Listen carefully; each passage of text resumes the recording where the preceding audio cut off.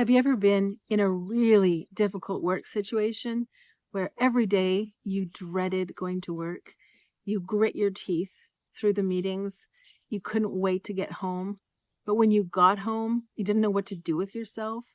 You just stared into the void and drank tea and thought about how on earth you're going to get through the next day at work. If that's you, or if you're interested in hearing about this, welcome in. Hi, friends. It's Pam here. Thank you for stopping in. I'm going to tell a story today. I'm going to try and remember the details, but it's okay if I don't, because in the days to come, I'm hoping to unpack a series on how I identified and survived a really unhealthy work environment, or toxic, damaging, destructive. Um, and yeah, I just thought I would do it in a way that's conversational, like we're sitting on my porch together, listening to the sounds of the freeway and a few planes going overhead, and just talk about what happened. It's kind of hard, to be honest. Have you ever woken up and just had that sense of dread in the pit of your stomach? Maybe you're experiencing that right now, where you have to go to work, but it's so difficult. It almost feels physically impossible. I was laughing because I was thinking about that book, and I thought I might call this Pam and the Terrible, Horrible, No Good, Very Bad Job. Have you ever read that kid's book? Have you ever got home from work and oh, there's more planes going overhead. Got home from work and you just sat there in your car for the longest time, and you just couldn't bring yourself to go in the house. You just didn't want to move. That was me a couple of years ago in 2023. I would get home from a long day of teaching and I would just sit in the driveway and gather the strength and just feel totally brain dead, totally spaced out. And I started asking myself, what's going on? Am I burnt out? Am I an imposter? Should I not be teaching? How did I get 23 years into my teaching career and suddenly not be able to do it anymore? Why was I having so much trouble? And then I would go in the house and I would sit on the couch. I'd make myself a cup of tea and I would just sit there and stare into the void. It was such a hard time. And honestly, the worst times were at night when I was trying to sleep and I just kept replaying things that had happened the day before and try and think about situations that could happen the next day. You know, I've been teaching a long time and I was always pretty good at classroom management because I established a mutual respect. Whatever age the students were, I tried to communicate that I had respect for them, and in return, I wanted to earn their respect. And usually in that situation, even though there was the odd thing that happened, boys wrestling around, knocking desks over, or things like that, I really didn't have that much trouble with classroom management. And that was one of the main things that drove me away from this work environment. But the main thing was a person, and that was the principal of the school. There were some other players involved. And you know what? I was warned about it. That's the thing. I was warned by family members, by people in the community. Are you sure? Are you sure you want to teach there? Have you heard about this? And I thought, I taught there years ago. And, I also went to this school when I was young. I graduated from this school. So I'm just going to fit right in there. It'll just be like putting on an old glove or, getting back on the bike. And was coming up from teaching. I just resigned from a teaching job the year before that I had for 6 years that was very successful, that I really enjoyed. And yeah, it was really difficult to realize that things had changed so much. But by the time I was a few weeks into this teaching job, I knew something was drastically wrong. I was dreading going to work. I was gritting my teeth, literally, to get through the morning meetings, to get through the Monday morning assembly. And on the outside, I was putting on this brave, smiling face. I was still teaching as best I could. I was learning the ropes of this new position. I was getting to know students. I was gathering resources. I was doing all the things. But inside, I was dying. I knew that something was really off, and it just went from bad to worse. So, yeah, it was like nothing was real, but we were all acting like it was real. Does that make sense?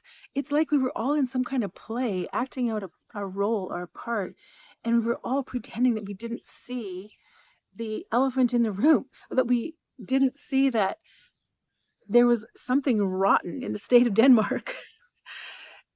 And I still, to this day, I wonder how some of the teachers that are still there can keep going.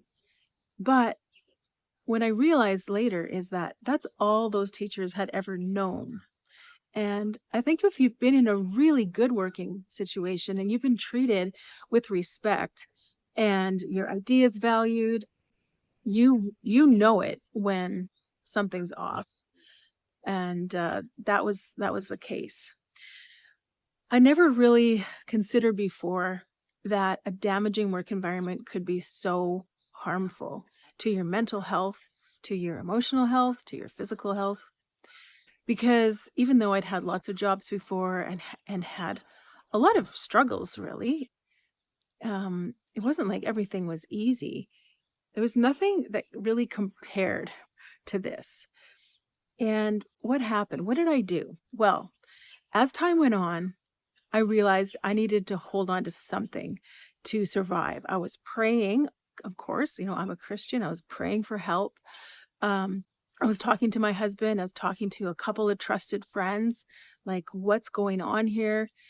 And what I started to do, and how I actually got on YouTube to begin with, was I started to look up YouTube videos, how to know you're in a toxic work environment, and just specific things that were happening, that specific ways I was feeling. I would look it up on YouTube, and then I would listen to those from the time I woke up in the morning till the time I pulled into the parking lot.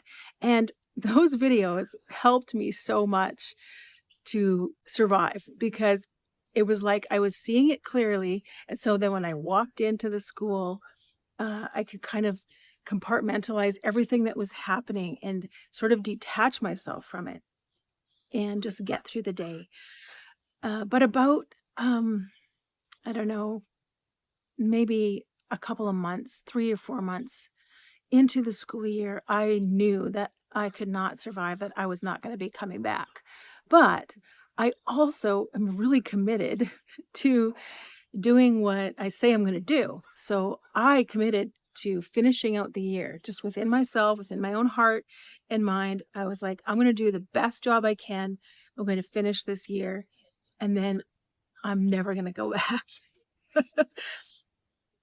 So that's basically what happened. I mean, not everything was bad.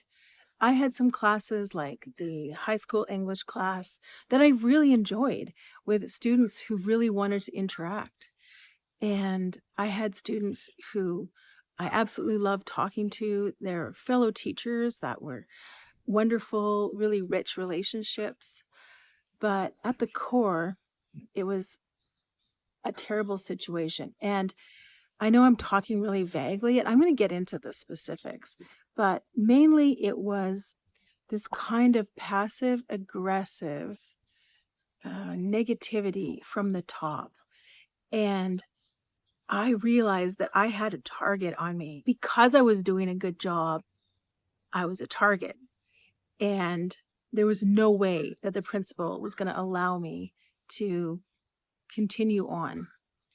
And she very subtly, but very determinedly, just put one obstacle in my path after another, undermined me at every turn, and gave me impossible tasks to do. And then when I survived those impossible tasks, she found a way and a reason to give me the same task again, and just basically watched me um, come apart. And while I was, you know, internally coming apart, on the outside, I was still putting up a really brave front, but I slowly buckled on the inside under total incompetency. That was a big thing. When you meet complete incompetence every day and you have to try and fix it, make up for it, deal with it, it wears on you. So for example, things like we were always supposed to use Chromebooks. We were always supposed to use the computers because the reasoning was because the students had to take their tests, government tests on the computers. And so they needed to be well versed in those. And you know, as I do, that students these days don't need any help being well versed in computers.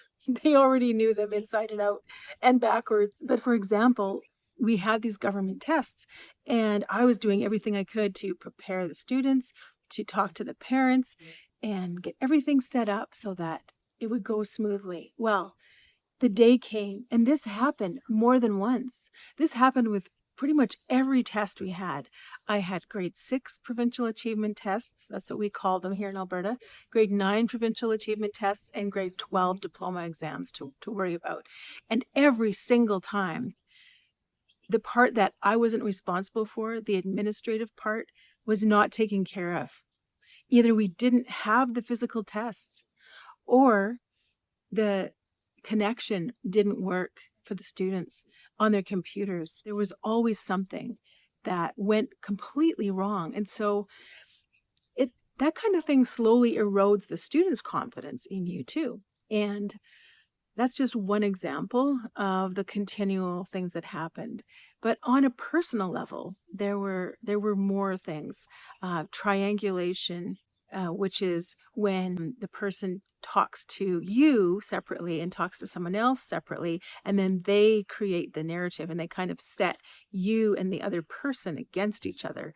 So we learn a lot about triangulation in narcissistic relationships. So if you're familiar with that, triangulation was going on almost every day.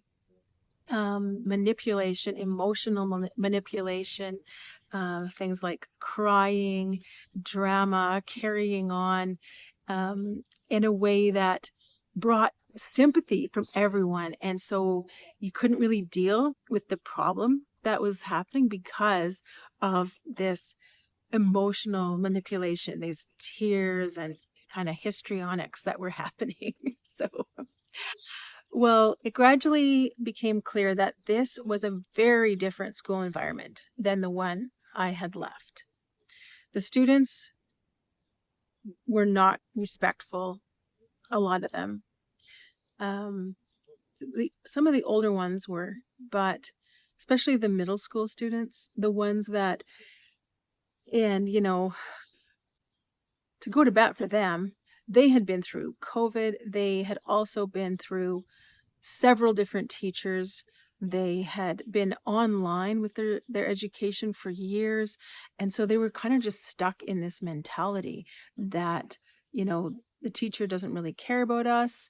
We're just online on our computers. And all they wanted to do was find a way all day long to either play games on their computers, watch YouTube videos, or text back and forth with each other.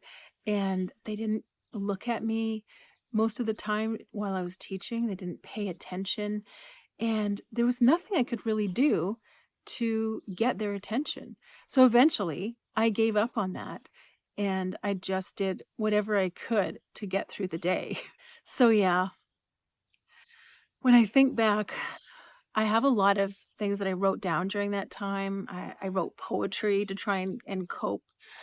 Um, I I wrote notes. I took detailed notes of what was going on day by day for a while, but that just got to be too much with everything else.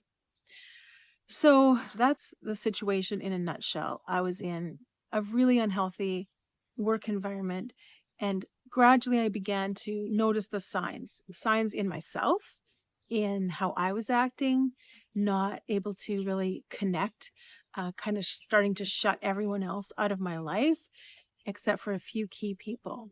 So I was isolating. I started to have headaches all the time. I wasn't sleeping. At night, I would sometimes only get a couple hours of very restless sleep. And yeah, my health just in general was going downhill.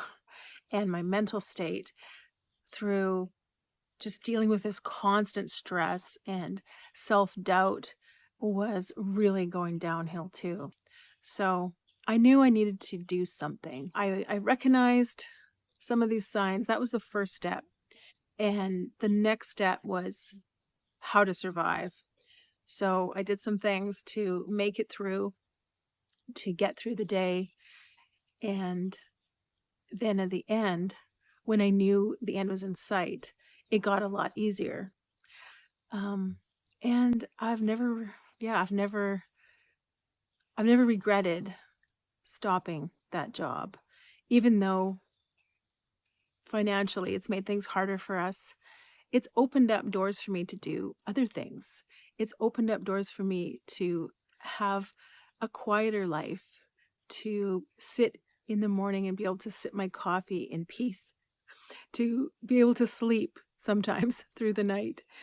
And it's taught me a lot about people.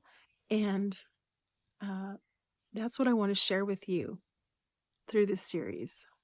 So thank you for listening. If you've been in a similar situation, I'd love to hear about it in the comments. If you have situations where you have been in a toxic work environment, or if right now, every day feels like torture because you're faced with a situation that you maybe can't get out of, then my heart goes out to you. And I hope you come along for the rest of this and we can talk about it together. So that's enough for today. Thanks for listening. I'll talk to you again really soon. Bye.